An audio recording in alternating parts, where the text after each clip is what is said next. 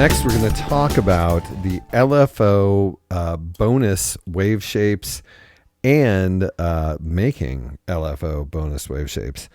First of all, I do want to cover something that I did not cover in the video, and I should have. These flashing lights right here are LFO1 and LFO2. And you can tell what's kind of happening, what kind of waves that these LFOs are set to. First of all, you can tell the frequency. You can tell what frequency they are. But in regard to these LEDs, yellow is in the positive and red is in the negative. So you can see when you have a waveform set to a waveform that's only in the positive, because it'll just be yellow and darkness being 0. Whereas a waveform that goes positive and negative, a bipolar waveform, you'll see red and yellow. So that is something. Okay, so let's go back to the LFO. I'm going to assign the LFO. Okay. Next, what we want to do is we want to come down to LFO1 and we want to do shift and load. You can get this asymmetrical saw, unipolar cosine. Let's go back to that asymmetrical saw. Whoa, whoa, whoa. Yeah, we're doing this all wrong. Okay, before we begin this, we're going to want to go to our wave function and put it on wave shaper. Then we can hold the shift button and make selections about which waves we want to have. Here's the asymmetrical saw.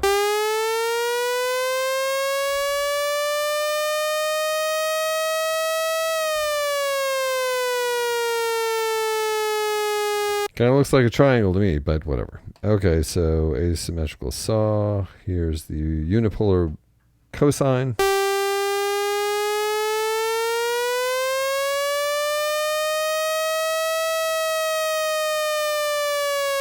Kind of similar to the last one. Let's go to the short pulse.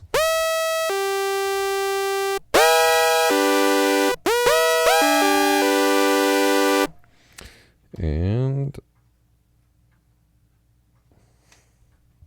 God.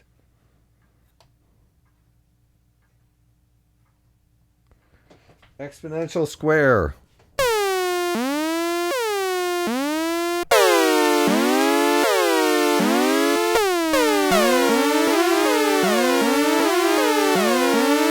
Pretty cool.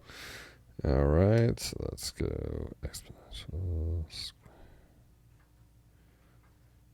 Decaying decays.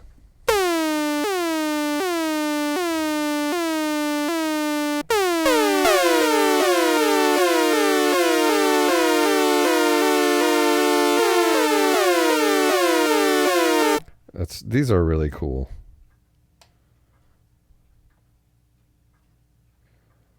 What's this say? This one's called wobbly.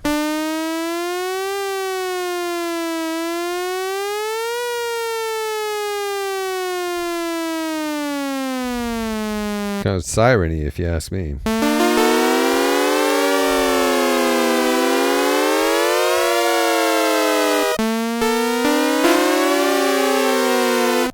All right.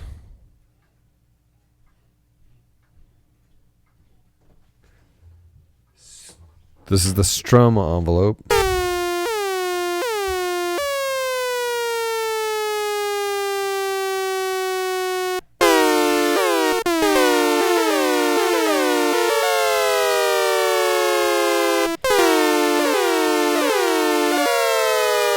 Interesting.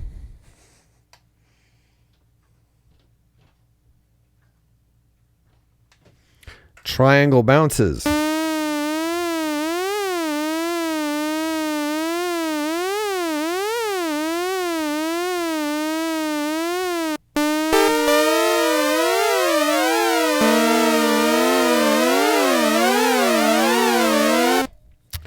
Let's see what else we got here.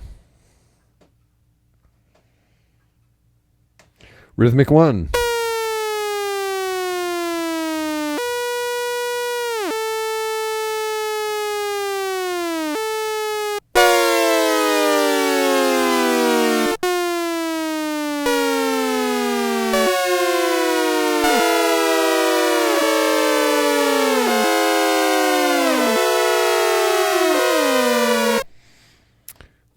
see what else we got here.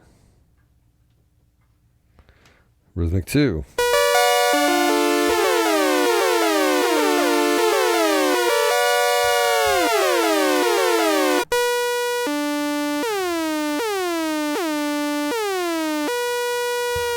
Cool.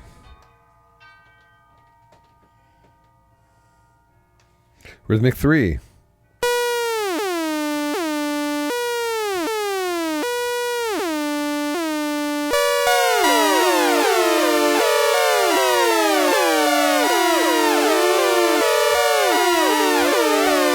Actually, you can get a delay effect in it. That's pretty cool. Rhythmic 4.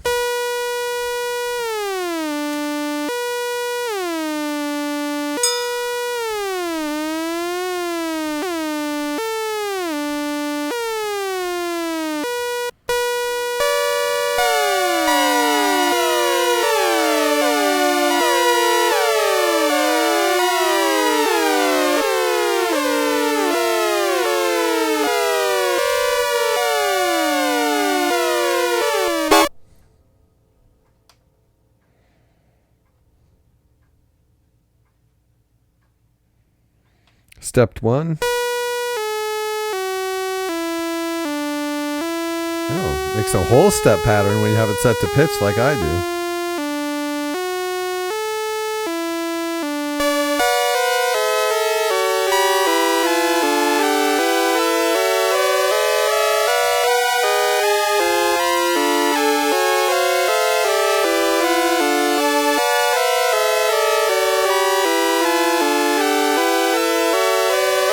Well, it's a shame I didn't have that in college. That could have been my whole tone composition assignment right there. Oh well.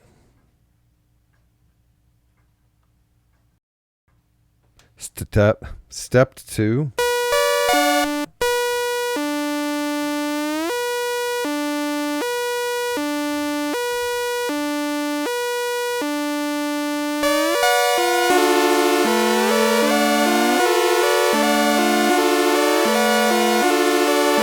We're learning the shapes of these waves, but we're also learning that these wave shapes can be used as delays or even sequencing possibilities, which is really fascinating to me.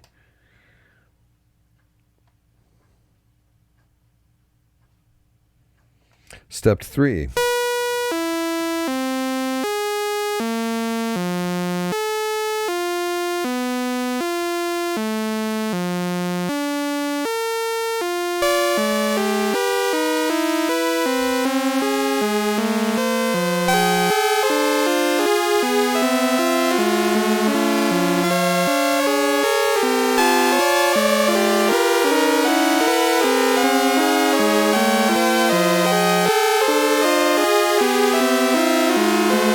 This is the 20th century composition episode of the MiniFreak demonstration.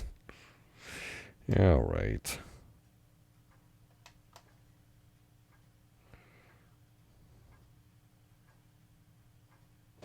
Finally, we get to user shape, and now I'm going to show you how to do the user shape.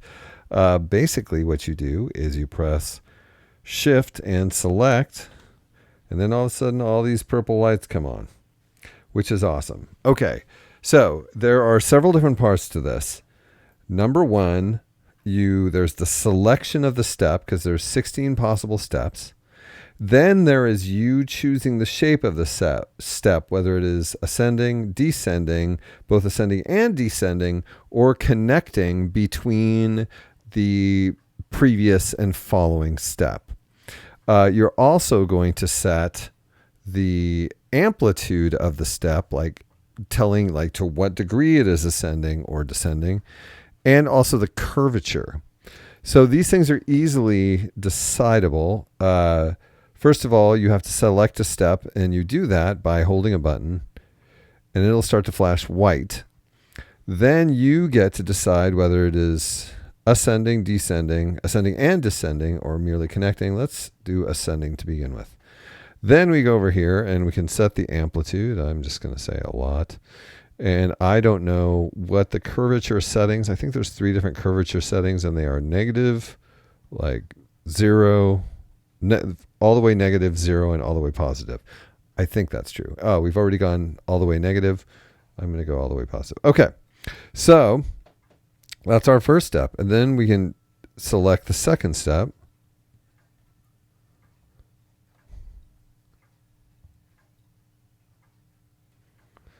And then let's see. Let's go. We'll do ascending and descending. We'll bring this down. Oh, maybe this is amplitude. And then this is curvature. Yes, that's what it is. We have amplitude is over here. We could go negative. Let's go negative. And then curvature is here. The degree to which that is a curvature. And you can see it on this little map right here. Let's go on to the next step.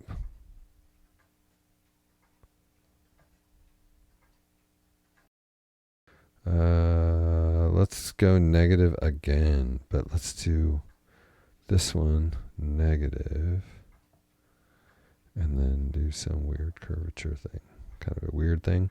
Then go on to the next step.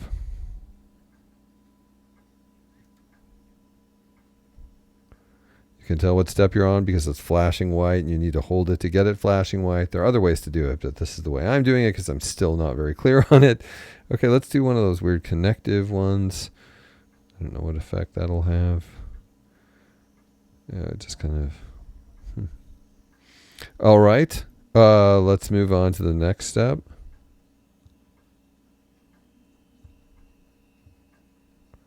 We're editing it. It's let's do an incline and this, and then this weird curvature there.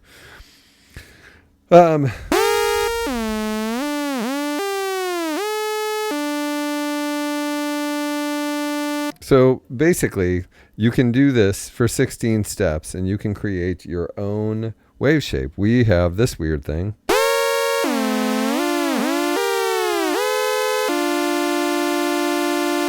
And then you can see where it gets to the line and nothing's happening.